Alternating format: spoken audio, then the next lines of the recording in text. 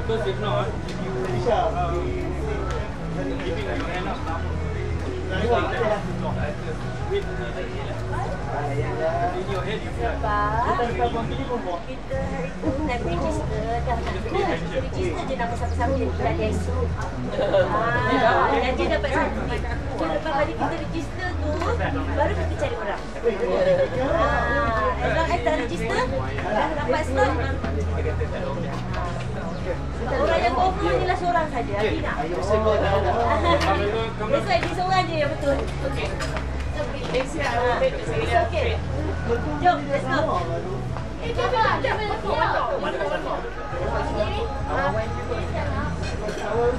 yang masa yang dia punya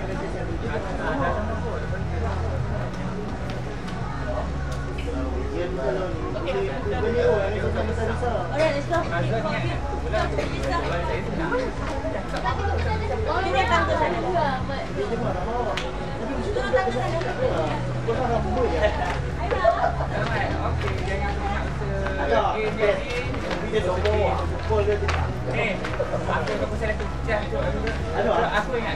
Okey, baik teman-teman, kita bersiap sedia untuk acara kita dilepaskan bagi acara 113 200 meter perempuan 16 tahun final Heat 1 of 5 yang akan dilepaskan sebentar lagi.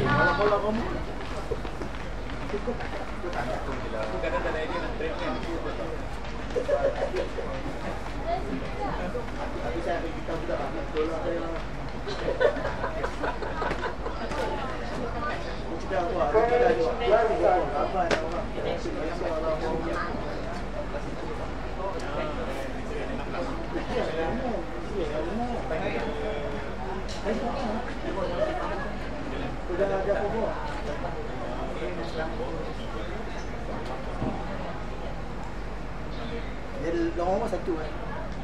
Aku tak kira menang. Ni kuasa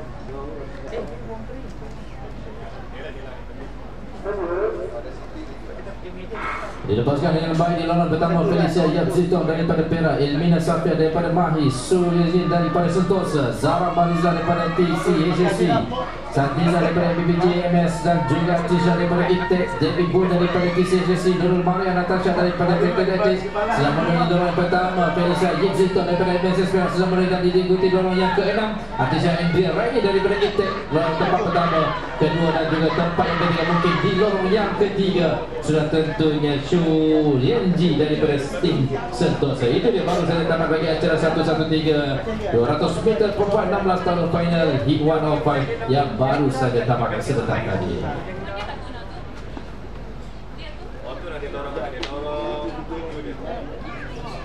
Baik, sebentar itu teman-teman kita teruskan beri perhatian dan tumpuan pada acara yang akan dilepaskan sebentar lagi bagi acara 113 200 meter perempuan 16 tahun final Heat 2 of 5 di lorong yang pertama 0482 Punisri Devi anak perempuan Selva Kumar dari SMK USJ 12.